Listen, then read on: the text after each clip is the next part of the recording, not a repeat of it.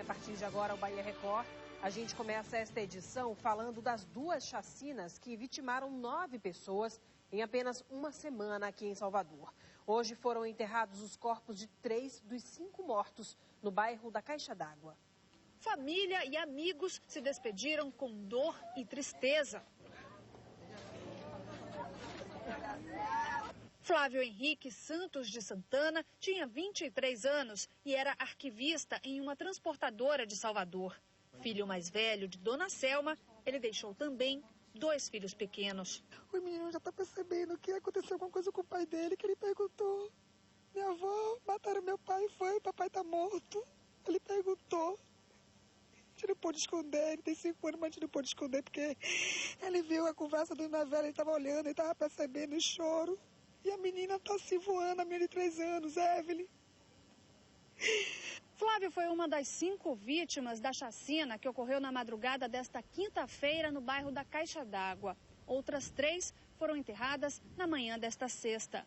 Segundo a Secretaria de Segurança Pública, o crime teria acontecido depois de uma briga entre gangues rivais em disputa por um ponto de tráfico de drogas nas proximidades da Avenida Peixe, subúrbio da capital baiana. Esta é a segunda chacina registrada em Salvador no período de uma semana. Na segunda-feira, 4 pessoas foram mortas no bairro de Cajazeiras. A polícia acredita que os assassinatos também tenham sido motivados por disputas pelo tráfico de drogas na região. E 2 homens foram baleados durante um tiroteio hoje no bairro do IAPI, aqui em Salvador. Segundo testemunhas, o crime foi motivado por uma briga entre grupos rivais de traficantes de drogas. As 2 vítimas do tiroteio foram levadas para o Hospital Ernesto Simões Filho, no bairro do Palmiúdo. Familiares estiveram na unidade, mas não quiseram falar sobre o assunto. Nedielson Ribeiro Rodrigues, de 20 anos, e Ivan da Silva Santos, de 22, foram atingidos em várias partes do corpo. Estas imagens feitas com um celular mostram o momento exato em que uma das vítimas chega ao hospital. As 2 tentativas de homicídio aconteceram na manhã desta sexta-feira. Segundo testemunhas que não querem ser identificadas, o tiroteio teria acontecido porque uma moto de um dos traficantes da invasão Diva Pimentel teria sido roubada por traficantes da Nova Divinéia. A rivalidade entre esses 2 grupos que ficam no bairro do IAPI é antiga. Segundo os moradores, os traficantes destas regiões têm envolvimento na morte das adolescentes Gabriela Alves Nunes e Janaína Bispo Conceição. Elas foram sequestradas e decapitadas em 2010. Os corpos foram encontrados na Avenida São Martim. De acordo com a polícia, as adolescentes teriam sido mortas porque estavam passando informações para traficantes rivais do bairro do IAPI. Uma das vítimas, Janaína, era filha de um policial militar. Os criminosos chegaram a pedir resgate no valor de R$50 mil aos familiares das vítimas. Antes de saírem de casa, as adolescentes deixaram um bilhete dizendo que estavam bem. O estado de saúde dos 2 feridos não foi divulgado. Um homem morreu e 3 pessoas ficaram feridas em um grave acidente hoje na ponte do rio Jacuípe, na BR-324, próximo a São Sebastião do Passé. Segundo a polícia, um veículo fazia transporte clandestino quando perdeu o controle e atropelou 2 funcionários da Via Bahia. O trânsito ficou comprometido no local. O veículo que causou o acidente atingiu a mureta de contenção e bateu na lateral da ponte sobre o rio Jacuípe. Segundo a Polícia Rodoviária Federal, o carro fazia transporte clandestino de passageiros em direção à cidade de Feira de Santana. Segundo informações já levantadas, provavelmente se trata de um ligeirinho, né? Um veículo fazia transporte clandestino de passageiros e que atropelou essas 2 pessoas. Um veio a óbito e o outro teve lesões graves. Além de 3 passageiros que estavam dentro do veículo que ficaram feridos também, inclusive uma criança. O veículo caiu no vão da ponte e ficou completamente destruído. Antes disso, atropelou 2 funcionários da empresa que opera a concessão da rodovia. Um deles morreu. Eu conversei com o gerente de conservação da empresa concessionária que cuida da rodovia BR-324, ele não quis gravar entrevista porque ele está muito abalado por tudo que aconteceu com os funcionários. Ele disse que os trabalhadores tinham acabado de chegar aqui no trecho para iniciar umas obras na margem da rodovia. Os 2 funcionários que foram atropelados pelo veículo estavam ainda iniciando o processo de sinalização, que é quando você distribui cones, igualzinho aquele que está ao lado do agente da Polícia Rodoviária Federal, quando foram surpreendidos com um carro em alta velocidade. Eles não tiveram nenhum tempo de reação e acabaram sendo atingidos pelo veículo, a tal ponto que a vítima, que acabou morrendo, foi arremessada a essa distância de 50 metros, como está aqui atrás dessa vegetação aqui, o corpo de um dos funcionários da Via Bahia, que é a empresa concessionária aqui da rodovia. Os feridos foram encaminhados a hospitais da região.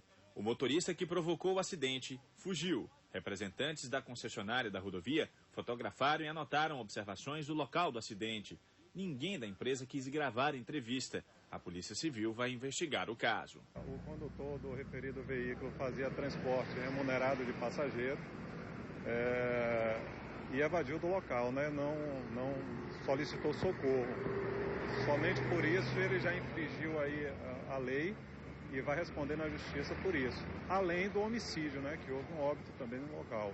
A autoridade policial que vai determinar se esse homicídio foi doloso ou culposo. O outro funcionário da Via Bahia não teve ferimentos graves e já foi liberado. A criança que estava no carro foi atendida e passa bem. O estado de saúde da outra pessoa ferida ainda não foi divulgado. Moradores de um conjunto habitacional de Salvador agrediram um jovem de 17 anos suspeito de tentar roubar um carro no local na noite de ontem. O menor apanhou bastante e só conseguiu se livrar do linchamento por causa da chegada da polícia. Os próprios moradores do condomínio registraram as agressões. Eles imobilizaram, interrogaram e bateram no rapaz. Foram cerca de 30 pessoas que deram tapas, socos e pontapés. Não olhe! Não doeu nada, ninguém tá me batendo. Vai pra cima!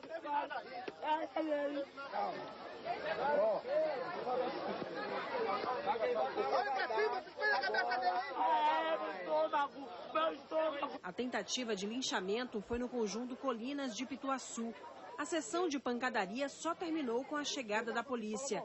Já na viatura, o jovem de 17 anos disse que é morador do bairro de São Cristóvão e que foi convidado por um amigo que conseguiu fugir a praticar o assalto. Eles iriam tentar roubar um carro. Ele me chamou. Ele veio aí, você meteu um carro, eu e você meteu um carro ali. Aí eu falei que carro, ele falou que queria um Gol G5. Pra ele disse que ia me dar uma ponta por fora só. O Ministério Público Estadual denunciou 4 policiais militares pela morte de uma criança em novembro de 2009 na piscina do Clube dos Oficiais da PM aqui em Salvador. São eles Poliana Viana, Luiz Henrique da Costa, Erlane Lima e Antônio Fernando de Assis. A denúncia é de homicídio culposo quando não há intenção de matar. Jéssica Silva de Araújo, de 11 anos, morreu afogada durante uma competição de natação entre os alunos do Colégio da Polícia Militar, onde ela estudava. A menina foi vista na abertura da competição, mas desapareceu logo após o início da prova. O corpo da criança foi encontrado boiando na piscina na manhã do dia seguinte. O Ministério Público considerou que os PMs foram alertados do sumiço da menina por outras crianças, colegas dela, e mesmo assim nada fizeram. Eles foram denunciados por negligência. Agora à tarde, um incêndio destruiu parte de um galpão onde funcionava uma cooperativa de reciclagem na Ilha Amarela, em Salvador. O fogo teria começado no Parque São Bartolomeu, que fica vizinho ao local. O repórter Guilherme Santos conversou com os trabalhadores. A cooperativa está exatamente coladinha ao parque. Minha amiga, na sua opinião, esse fogo veio do Parque São Bartolomeu? Veio. O fogo veio do parque, desde ontem que está esse fogo. E a gente chamando as pessoas para vir acudir a gente, todo mundo acudindo, mas só que aí é muito mato. Então esse mato faz com que o fogo venha invadir a cooperativa. E a Condé está prometendo, desde não sei quando, construir um galpão fora daqui para colocar a gente e nunca faz. Agora, com o que nós vemos aqui de destruição pelo fogo, vocês tiveram um prejuízo muito grande. Eu me chamo Vera Lúcia, sou operacional daqui da Cooperes e nós tivemos o prejuízo de 10 mil a 18 mil reais, que esses materiais já estavam prontos para venda. Nós temos aqui 25 mães de família, entre pai de família, que nós estávamos planejando em vender esses material para ser vendido esse mês ainda, para a gente pagar a casa de aluguel e a nos alimentar. E agora? Quer dizer, com a destruição total do material que vocês já estavam com ele separadinho para poder vender, fazer o dinheirinho para a sobrevivência, aí a vida vai ficar difícil. Fica difícil, ficou isso aí. Como é que a gente vai comer? A gente precisa dessa cooperativa, precisa desse trabalho, o preço que deu aí, a gente tá. Nós não somos nem como a gente vai sobreviver, que a gente precisa. Agora, nós inclusive verificamos, né, que o fogo que acontece no Parque São Bartolomeu, isto em vários locais diferentes, ele surge por baixo. Né? Aí está vendo São Bartolomeu. E esse parque aqui, a autoridade tem que tomar uma providência, porque o fogo aqui está destruindo toda a humanidade daqui, da Ilha Amarela. Tem que tomar providência que o fogo está comendo tudo aqui, os moradores aqui precisam ir trabalhar. E aí, o que é que o Corpo de Bombeiros fez aqui? Ele, quando ele chegou, a gente já tinha relacionado algumas partes do fogo, porque nós chamamos eles, desde quando começou... Demorou de chegar? Demorou bastante. Se no momento que a gente ligou e ele chegasse, a gente não teria tanto prejuízo como a gente teve. Nós estamos diante aí de uma situação dificílima para pessoas que precisam exatamente da reciclagem, que precisam ganhar o dinheirinho trabalhando com a reciclagem, mas que infelizmente agora estão amargurando este enorme prejuízo